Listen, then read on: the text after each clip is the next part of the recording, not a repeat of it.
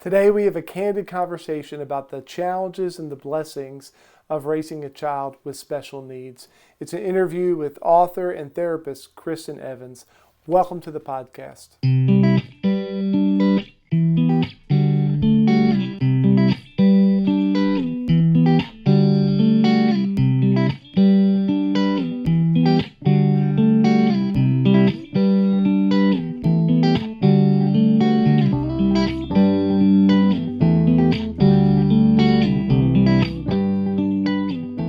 Kate and I are excited to have our guest on the Central Conversations podcast today. Kate and I have known our guest for 14 years. She has a master's degree in Christian spiritual formation from Wheaton College and also a master's in social work from the University of Tennessee. She is a licensed master social worker therapist, experienced in teaching coping skills, Christian counseling, marriage and family counseling, substance abuse treatment, and crisis counseling. She's also written 3 books, the first of which is called What's So Amazing About Polar Bears? Teaching Kids to Care for Creation. She wrote that in addition with her father. Her second book is an illustrated children's book written with her son Josiah called Beth's Umbrella, Loving My Sister with Special Needs. And her third book is just released called Just Breathe, a guided breathing and scripture meditations to lower stress and anxiety. So we are pleased to welcome Kristen Evans to the podcast. Welcome, Kristen. Thank you. Thank you for having me on. And Kate, you want to say a little bit here about Kristen? Yeah, I'll just hit on a personal note. I met Kristen 14 years ago. Her firstborn, Josiah, and my lastborn, Pearson, are 5 days apart in age. And so it's been great to journey, parent together our kids throughout the years and to see them grow. And, we first met Kristen and Todd when Scott got the job at First United Methodist Church in Morristown. Todd was the youth pastor. And so they worked together, and me and Kristen just talked and shared and journeyed our life together. And then she had Bethany Grace and journeyed through that. There's a lot there to unpack, and we'll talk about that in our time today. But I just loved Kristen's. I love her writing. One book that Scott didn't mention that she's written and it's not published yet is just amazing, and I can't wait for that to be published one day. And her heart is writing. Wouldn't you say, Kristen? Part of that is definitely my heart is writing to help other people, who are suffering in silence, and to find healing and recovery. Yeah. So we just love you, Kristen. We love your family. We just love you have so much insight on your journey of mothering and helping other families, like you said. So excited to hear what you have to say today. Thank you, Kate. Yeah. So, Kristen, tell everybody about your family and your children. Well, Todd and I have been married for almost 20 years. It's hard to believe. In October. And from the moment we got engaged, we have been through quite a few extraordinarily challenging experiences. We both were committed to going into ministry before we met and got married. And then almost 5 years, we were planning to go to Hawaii for our 5th anniversary, but postponed that to have our son Josiah, who seemingly was perfect and healthy at birth. And then quickly we realized he has an extremely rare genetic disorder. Right now, the literature talks about 24 known cases in the world, which has caused medical and developmental havoc in his life, pretty significant. He's doing extremely well now. He just turned 14. When Josiah was 3 years old, we had Bethany Grace, who actually has a very different rare genetic disorder called Credy-Shaw syndrome. It's a pretty severe chromosomal deletion. She has significant medical complications, chronic hospitalizations, significant developmental delays. So I joke about when people ask me what I do. I'm an advocate, social worker, nurse, coordinator. So that is my full-time job, actually, with both children. A lot of times you'll find this in the ER, hospital, at therapies. And in my spare time, I'm a therapist when I'm able to be, as a crisis counselor, which I have loved, absolutely loved, connecting with other people who are experiencing extraordinary circumstances, and to be able to connect with them and empathize. And most recently, a blessing of COVID has actually been being at home, not having to go to doctor's appointments 2 to 3 times a week. I love telehealth. I have been able to focus on my writing, with starting my 2 blogs, and working on books and articles. So it's kind of my family in a nutshell. Yeah. And we're going to talk about those resources too, for sure. But talk about how challenging, what some of the challenges that you've experienced as being a parent with with a child with special needs. It impacts every area of life, from marriage to mental health to relationships to how you love and parent your children, how it affects the sibling, with Josiah, which prompted the book that we co-wrote. And it just impacts every area: financial, strain. It is a different journey in life. You were talking a little bit earlier about the stress kind of on for you and Todd and your marriage. I mean, talk about that a little bit, of some of the stress you guys have experienced over the past 14 years. Yeah, so just candidly, we have found ourselves in marriage counseling twice over the past 14 years. First, when Josiah was diagnosed with his medical and developmental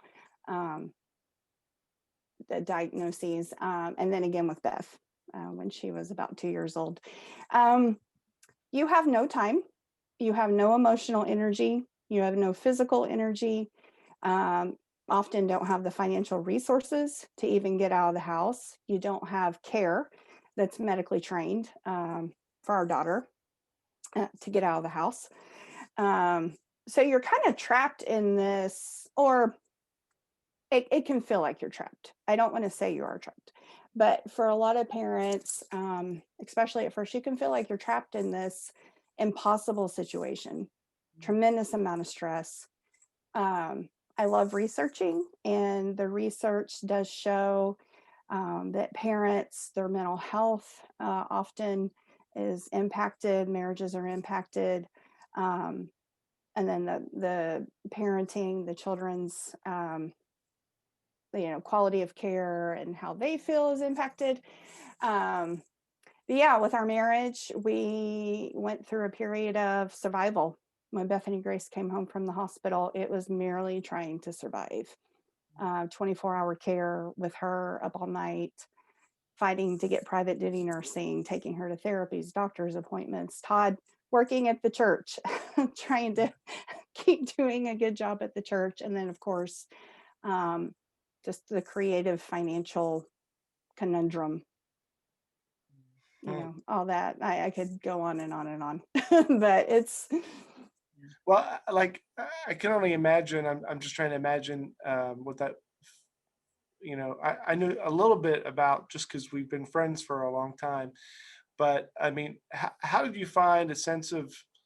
How did you survive? I mean, how did you find a sense of persistence to keep on going? Yeah. So with our marriage, it boiled down to our faith and our marriage vows. And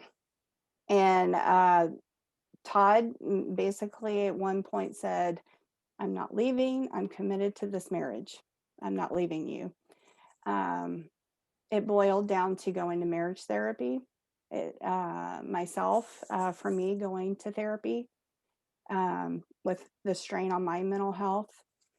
One of my counselors gave me the best piece of advice that anyone has ever given me as a mother of a special needs child. He said, if you and Todd do not find a way to get out of the house together and get away together, your story is not going to end well. And of course, financial resources to do that and caregiving, to do that. But he became creative, found a way for us to be able to travel with family support, which we're fortunate to have. Not everybody has that. And the nursing, it takes a village, but that probably with our faith and commitment, those three factors have saved our marriage. Mm. And we were talking before we started recording about percentages. I know you were talking about some of that earlier. Do you want to share that of just in terms of how parenting a child with special needs impacts the likelihood of your marriage surviving? Yeah, so research, there's a contention about the specific percentage of risk for divorce. From the extensive research I have read of peer-reviewed literature, all the literature does agree on there is an increased risk. There is a higher divorce rate for parents of children with special needs. That everybody agrees on. Now, some people say 60%, some people say 75, up to 80%, which is a pretty daunting statistic when a parent learns that they have a child with special needs. So Todd and I are a couple that has beat the statistics. Like I said, lots of hard work. But yeah, it's a really, really high risk for good reasons. Yeah. Well, and feel free to answer this question as much as or as little as you like. So I'm just curious. I'm trying to imagine a person who, you talked about limited resources. How did you find time to get out of the house? I mean, how did you make that just, because you had to have caregiving and those types of things. I'm just trying to think really practically of if a parent who has special needs say, yeah, that'd be great. I love that. But any helpful hints on how would you accomplish that? Yeah, so a combination of things. Like I kind of said, it does take a village. We are fortunate to have Todd's dad and my parents who are able pre-COVID to come. It's stressful, but we try to coordinate when we have nursing when they're in school. So there's little time as possible where, that one person or two people are caring for both kids. We had a lovely lady, an angel at our church in Morristown who had medical background, who actually came and cared for both kids when they were very young. So Todd and I could get out for a couple hours one night a week. There are churches and respite programs. There is a church near us who has a special needs program, one morning a month, and even just 2 hours a month to get out and go have breakfast together. We looked forward to that all month. Makes a tremendous difference. There's, I know the state of Tennessee, the Respite Coalition has funding. I think it's I know at one point it was $500 a year you can apply to send your child to a summer camp or a respite program. There's resources out there. It's just really hard to know where to find them. And as a social worker, I have a little bit of an advantage to know where to find those resources, but I've often wondered how people do it who don't have the resources we have. I don't know how they do it, especially single parents. That's a whole nother, I'm in awe of single parents with special needs children. Yeah.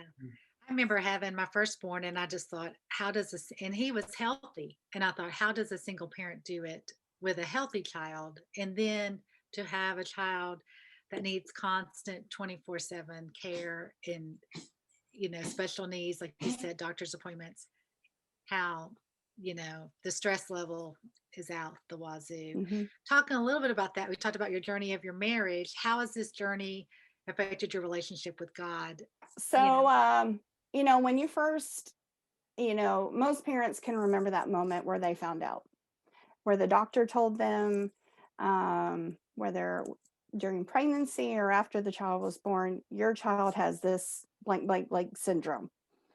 Those 4 words, your child has Cree-Duchenne syndrome, forever changed my life.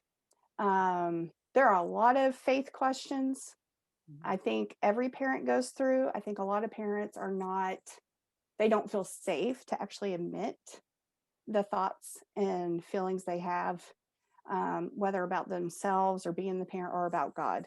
Um, and I went through a period of not admitting my anger towards God. Um, I went through a couple year long crisis of how could God be good and allow my daughter to suffer? How could he have created my daughter in the womb to be formed with these medical and developmental problems so that she would suffer? That was my crisis. That and how it impacted my marriage, her life, my son's life. I was angry, very angry. Um, didn't want to go to church anymore. That's hard when your husband's the youth pastor. That's another book. um, well, I love that you're real, because I think we need to hear this. It is hard, especially those in ministry. There are sometimes, you don't want to go to church. yeah, you have those, just being real. This is hard.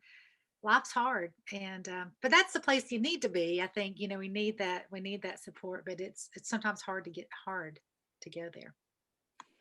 yeah. So it came to a point years later that I think I learned for the first time what faith is after having faith my whole life. I don't know. I don't know how God could be good and have designed my daughter this way. I don't know how God could be good and allow that kind of pain and suffering. But I've experienced him enough to know that he is good. I don't have an answer. I'll never have an answer. And it came to a point where I just had to release that I need to know an answer and just trust. And so in that aha moment, I thought, is this what faith is? And that was a turning point for me. Wow, that's powerful. I want to come back to, you talked about mental health, parents' mental health, and I want to ask you, from your personal experience and as a mental health professional, how have you seen the connection between caring for a child with special needs and the impact on the parent's mental health? Yeah, so there is not every parent experiences mental health symptoms, or it doesn't impact every parent's mental health. There is a large correlation though, for both mental health and physical health, which actually go together as well, impact each other. I know in my personal experience, the stress I had also gone through, which a lot of mothers do, the pregnancy trauma, which can kind of kickstart the mental health, the trauma with the pregnancy, the trauma of discovering your child has life-threatening or developmental needs. That's trauma, and that can lead to long-term depression. The anxiety and the stress of all these things you have to do for your special needs child. If I don't get them these medical supplies, if I don't get them to this doctor's appointment, she's in critical condition, need to get her to the stress is constant. I didn't have the coping skills to handle that amount of stress. And then in the meantime, my son, who's still ill and developmental needs at the same time. So with lack of sleep and the stress and the anxiety, and you're coming off of some trauma, or it is traumatic to have a child with special needs, all that compounds and can really impact your mental health. Yeah, so it definitely happened to me. I think it happens to a lot of parents who are kind of living in that in themselves, not sharing that with other people. I just encourage people who are to tell someone and get help, because the sooner you seek help, the better your recovery and better your outcomes. So yeah, there's a definite link. Yeah, and it's hard to ask for help, right? You don't know where to go, who to trust. Yeah, I was just going to say, one of the other things on my heart is there is, depending on the church, denomination, area of the country, mild to moderate to severe stigma with just kind of the taboo mental health in the church. Not every church, not most churches, but there's a taboo in society in general, secular, the stigma of seeking mental health treatment. So you compound that with, oh, what if somebody finds out I'm going to therapy? What if somebody, what will they think about me? Will they think I'm not a good parent? Will they think I'm not a good mom? Why can't I do it? So there's also that. And that's kind of one of my writing passions, is to help people, empower them to kind of get past that stigma, to go get help. Yeah. And then I'm curious, because you talked about how did was there a physical dimension to you in terms of your journey? Like, it helps to talk to somebody. Was there anything physically that either exercise or being outside, seeing the sunlight? I'm just curious, is that an important thing as well? Yeah. It helps with depression as well, helps with stress reduction. So I was jogging when we lived in Morristown, trying to help with that anxiety, depression, stress level. It definitely helped. After we moved to Middle Tennessee and kind of changed positions and location and all that. I had a little bit more time. And someone suggested to me, hey, you should make a goal to do a race. So I went from never liking to run in my life to, I decided, hey, why not do a triathlon? Which people are like, what? And Todd, Such a low goal. yeah, Yeah. well, Todd was doing it, and that became his stress outlet, training for half marathons, and we support each other in that. That's really important. He'll come on and say, hey, you need to go run. It's really nice outside. He's like, have you gone running? And I was like, no, you go first. And so that has become one of our big encouragement and supports. So I said, hey, I need a goal. I need a stress outlet. And so it started out with doing a short, little short sprint triathlon, and worked up with a friend. I've done 2 Olympic distance triathlons and about 4 half marathons. That has definitely impacted my health, mental health. It's something I do for me, and it's a stress outlet. So yes, definitely, in the research, I keep going back to that, shows that exercise and physical activity does help with that mental health and stress. Well, I want to get into some specifics, but what are some of the rewarding aspects of raising a child with special needs? Yeah, so it took me years to come to embracing my life as a mom of special needs, and I have found, I think, a rare gift in life, which is a different perspective than I would say most parents have. Someone asked me what I wanted for Christmas this year, and my answer was both of my children home out of the hospital. And if I have that, my life is complete. If we're all 4 home, healthy, or not even healthy, they're just not in the hospital, and we're able to be home together, that's all I need in life. And so that perspective, I feel like, is such a gift, because I'm not trying to achieve getting things. We're not trying to achieve getting to a point of certain successes. So I think that is a joy. Seeing my children thrive and do so well I think is 100-time-fold more exciting and joyous than a typical child coming home with a good grade or saying, I have a friend, Mom, I have a friend. Seeing Bethany Grace learn how to swing this year. She's 11. She learned how to swing on her own this year. That's pretty neat to see. So those joys of just little simple things in life mean so much more to me. And I'm just grateful for that perspective. Mm. Yeah, and it took a while to get there. But but that's awesome. Let me just talk about a couple really specifics. I'm trying to imagine a person, a parent, either a single parent or co-parenting, about some questions. So I'm just going to give you a couple. How did you handle the financial challenges and the costs and all of that? I mean, can you talk about that a little bit? Yeah, so Todd and I, we're still trying to figure that out. Josiah is 14. It is a conundrum that we don't know how people without the resources and degrees we have, we don't know how they do it. I'm a social worker and I still cannot figure out the puzzle. We're still trying to figure out how to make it work with me not being able to work. Todd is very creative, thankfully. He is a brain when it comes to the finances, and I'm very fortunate that I don't have to do our taxes and figure all that out.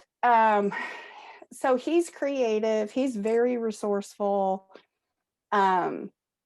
We do have some support from just services, because with Bethany Grace's syndrome, she automatically qualifies for some services and support. It's a puzzle, and I don't know, unless you are very, very well financially off. I don't know how people do it.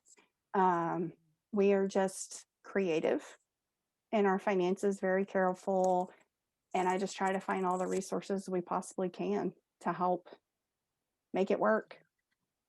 Well, you guys do a great job of that. And I know you've had to work a lot and learn a lot about dealing with teachers and school systems, and any words of wisdom to share on that with special needs, a parent of a special needs child. Yeah. This year's been exceptionally difficult with helping get Bethany Grace the services that she needs. And I guess my one piece of advice is, one, there is an excellent organization in training called STEP. And I cannot think of what the acronym stands. Support and Training for Exceptional Parents, make something, STEP. If you Google STEP, they will train you on how to navigate that process with a huge diagram of going through that process with the school system. They give you a book that's the law, which you can read and know what the law is. I would say I educated myself with the law, the lingo, and just I am very tenacious and persistent, and I don't give up. And I think we've lived here almost 8 years.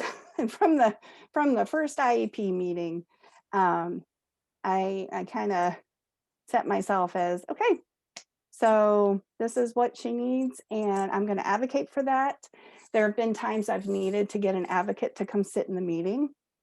The ARC is a tremendous resource for that. And I think just being that advocate, researching,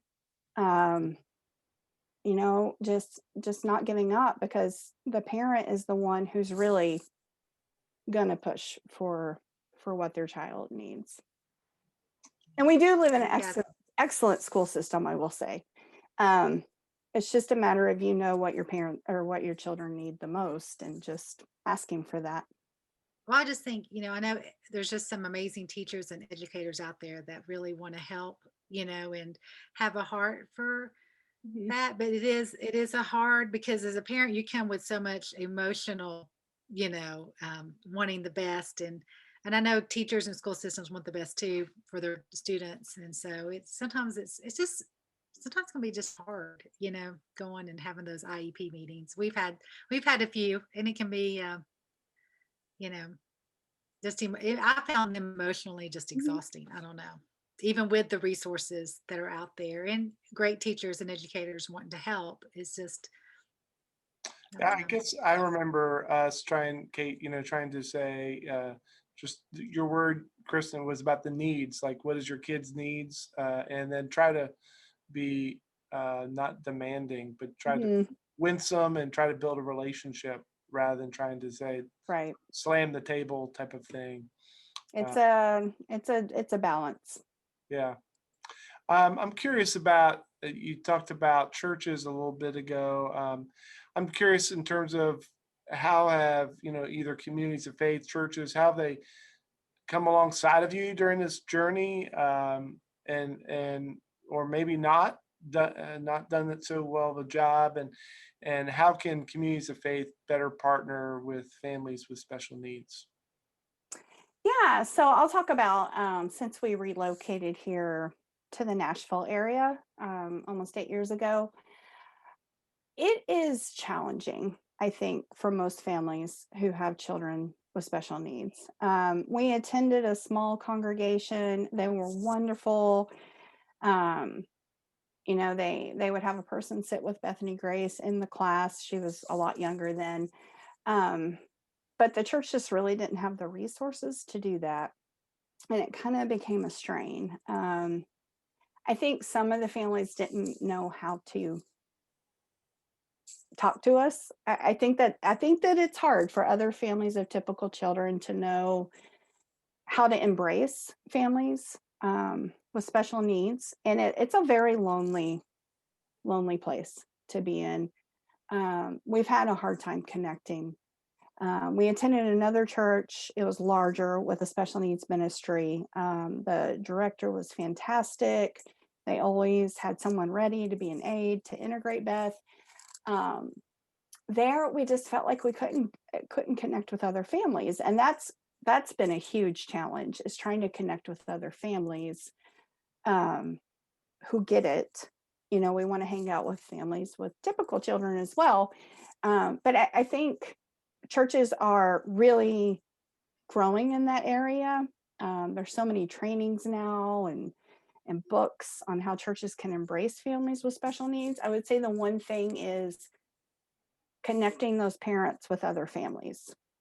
There's one thing about how to integrate the child into Sunday school, or how to support the family, which our current church right now they have been fantastic during COVID, praying for us, bringing us meals when the kids were sick. Um, they have a Zoom meeting for parents, a support group during COVID. So I feel like they are really looking at it holistically, in terms of we've attended a support group there for married couples with special needs. They have the respite program. They have the um, the Sunday school classes with the aides. So that church, we have found, has just been phenomenal. Most churches may not have the resources to do that and pay a full-time director of special needs. But I think just looking at it from a holistic, um, not just how can we help the child when they come Sunday morning, but how can we help the parents? How can we connect other parents and families together? And then I think just, and I don't know how to do this, but just to help parents who have typical children be okay about approaching a family, with special needs, and not feeling like they might say the wrong thing. Or I think there's a fear of that, just kind of saying the wrong thing, not knowing what to say.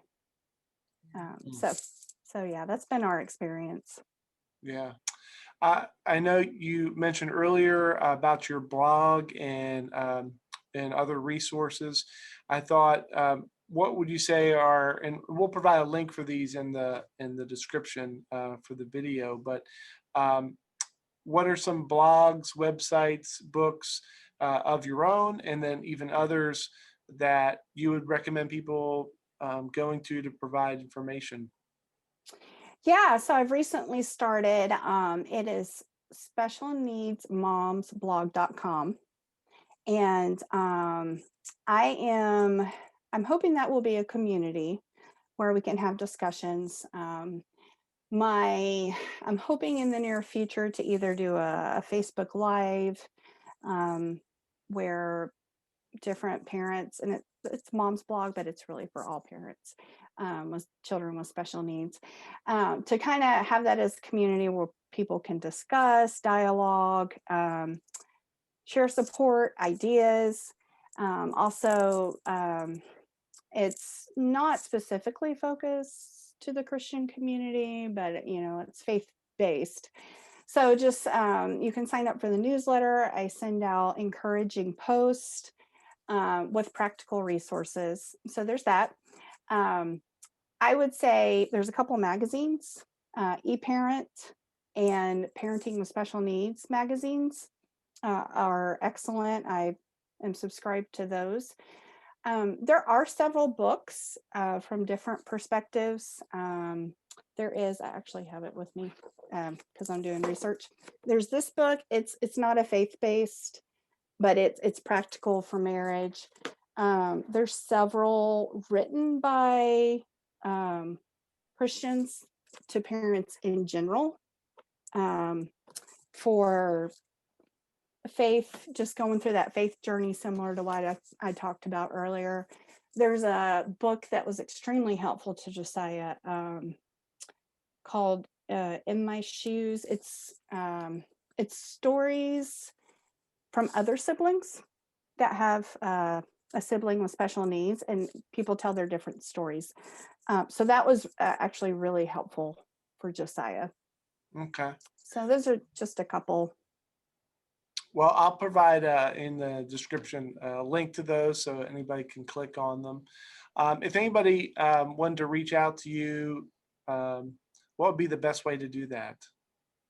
Yeah, so they can either do that through my blog, or I can, my email address, KristenEvans@gmail.com.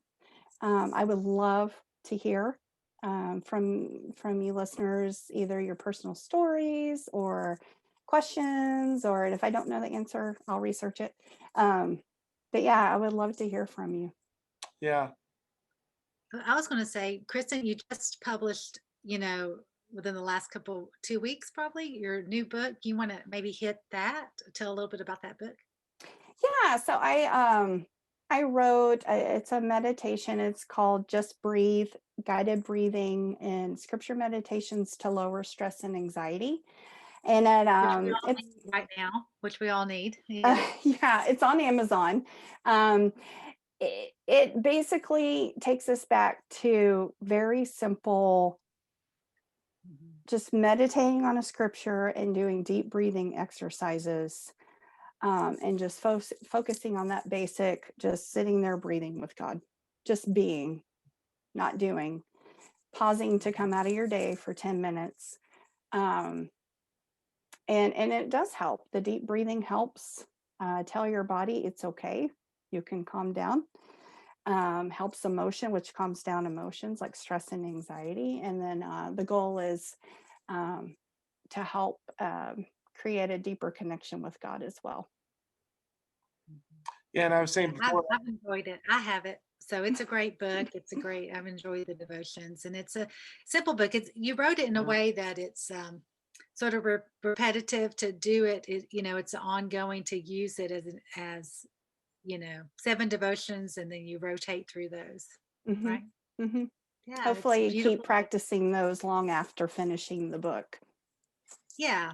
Or we just keep going through the book over and over, I think. Yeah. and I was saying, just before we started recording, doing the breathing for the devotion helped me to be more physically present, mentally present. So that's sometimes a challenge for me. So, well, any last words you want to kind of give to anybody who is watching this on their phone or their computer that you just want to try to encourage them? Yeah, I just want to say I've talked a lot about, parents with special needs, children. parenting typical children is stressful.